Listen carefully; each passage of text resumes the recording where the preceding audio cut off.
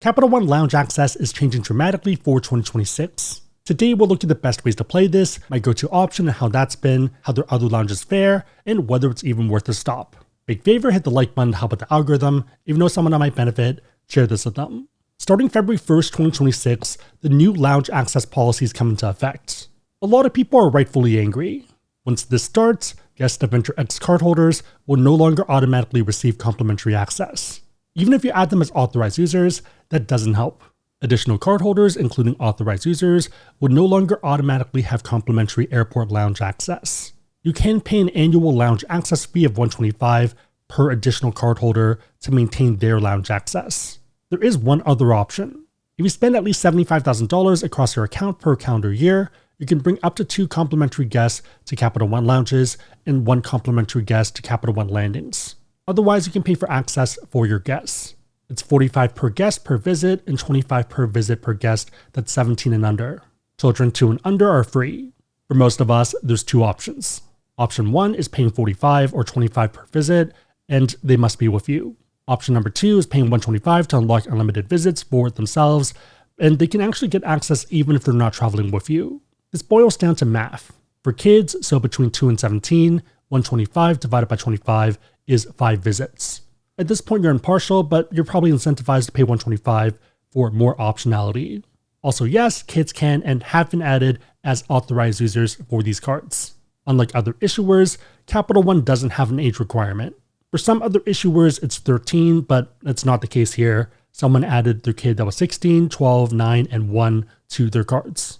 For adults, the math is $125 divided by 45, which is 2.7, and we round that up to 3. If they end up doing 3 or more visits, then paying $125 makes more sense.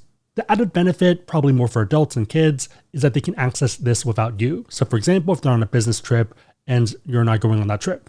There is another option though. Instead of paying $125 to unlock lounge access, they might be better off getting their own card. Especially if they travel once or twice a year, I think getting their own card makes more sense.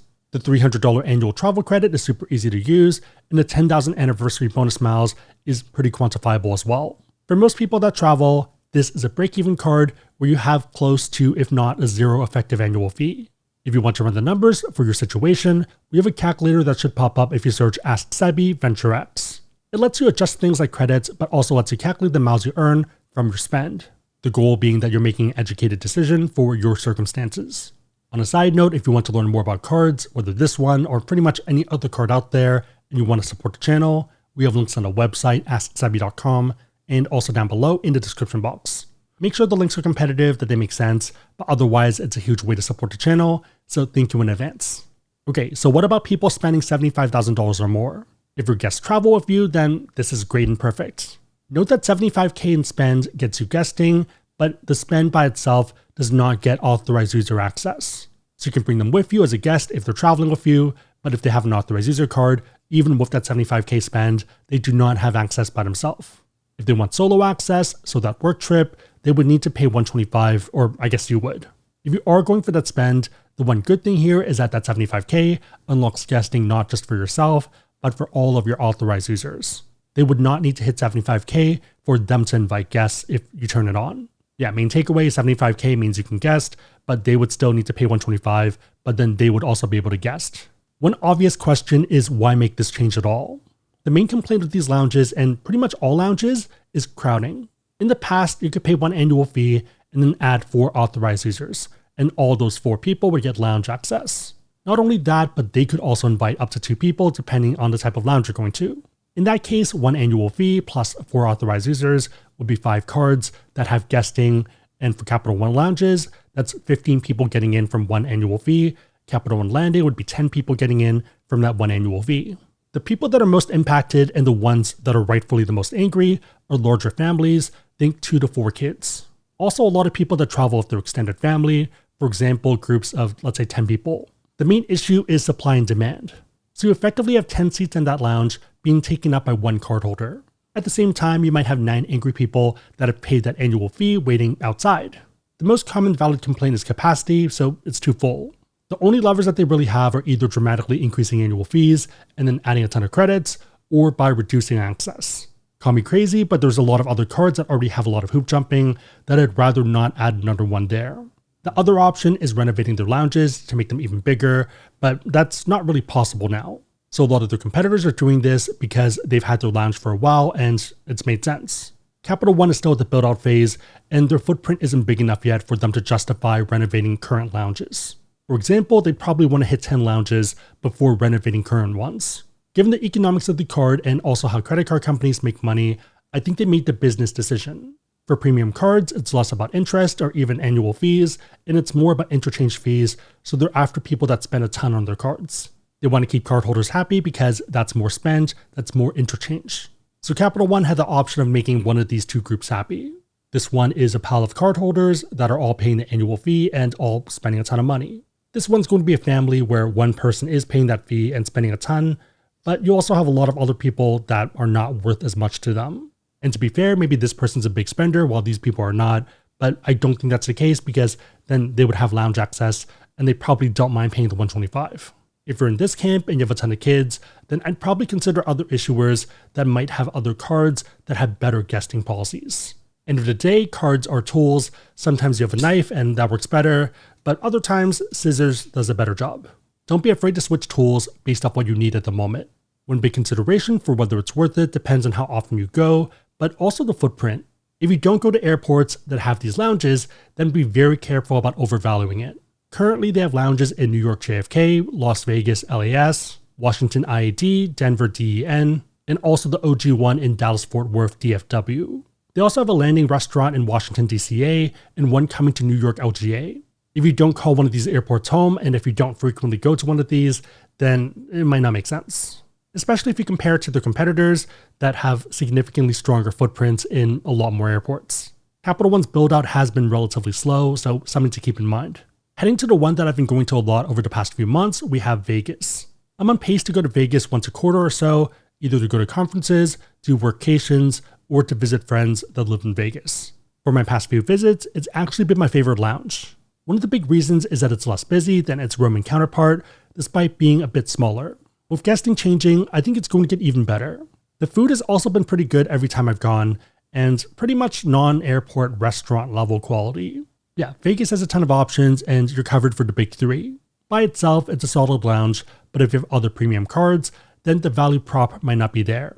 If you are debating between the big three cards, this one is no hassle and a break even compared to the other ones that might be better, but also require more work if you don't naturally spend at those places. Obviously, there are squeaky wheel issues with Yelp, so people with bad experiences complain more, even if they otherwise might not be justified in complaining. So for example, if they don't have the right card. Generally, if they only have one review and it's to make a complaint, then it might not be a rational one. Funny enough, even the 1-star reviews that are angry actually praise the food as quite good.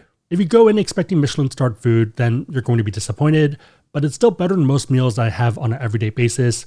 I guess if you're super fancy, then you're out of luck. Okay, what about other Capital One lounges? I've been to the Dallas one way back when, and I found it to be pretty solid. Lots of room and overall well designed. The main complaint back then was that the food wasn't that substantive, so curious if that's been addressed. But otherwise great bar area and you can look out into the tarmac and pretty good open design. Yeah, personally didn't really have any complaints and I was a fan. Reviews on Yelp here are a solid 4.3 and lots of 5s and 4s and then a lot of 1s. Looking at the 1 stars, the complaints are about the line and wait times and people canceling the cards and switching to competitors. As much as people don't like the guesting rules, they have to address this, otherwise people are switching out. These two piles represent the same amount of seats that you would take up in a lounge, and which pile do you think Capital One is going to get rid of? Bunch of $500 chips, or a mixed pile? It's either bump up the annual fee to weed out people, or get rid of guesting. The other complaints are mostly around anti-crowding measures, such as the 3-hour departure rule. Looking at the positives, people seem to be pretty happy with the food, especially compared to the other lounges at the airport. Looking at the actual reviewers, so elite and also all-star people, they seem pretty happy with food and drink. Again, I haven't been to this lounge in ages, but a lot of happy people. IAD is another lounge I've been to once, and that's it. It's a bit on the smaller end, but still seemed fine.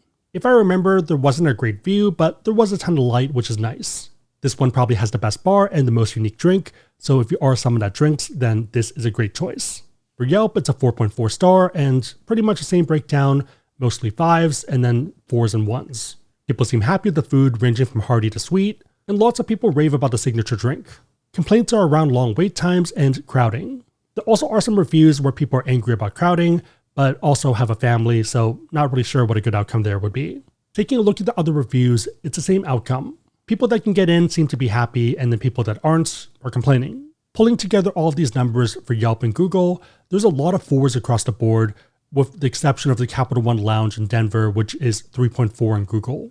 I'm actually kind of curious, so let's take a look over there. It sounds like crowding is worse here compared to other airports, so even people that have a home base in DFW complain that Denver is a zoo. Also, it's apparently under an HVAC system, making it a lot louder, and generally a small space. Yeah, the wait time and crowding should get better starting February 1st. Outside of this one, pretty solid across the board and a lot of happy campers. It's not ideal for people with families, but on a business end, it feels like a much needed step. Also what its Roman counterpart had to do as well. To me, the draw of lounges is that it's saving me $5 at a minimum for coffee and probably $25 to $30 for food. For most airport restaurants, burger and fries are going to run you that plus tax and tip. That's not counting a coffee or a cocktail and maybe dessert. In a lounge, you can eat and drink to your heart's content without worrying that you'll end up with a $100 tab for 2 people. Whether that's worth it depends on how often you travel and your other choices. So even though I have other cards and I like them, there is something nice about a relatively simple card. At the end of the day, run the numbers and see if it makes sense for you. We have calculators for all the premium cards, and it should pop up if you search card name worth it AskSebby. Again, if you want to learn about cards, we have links on the website AskSebby.com and also down below in the description box.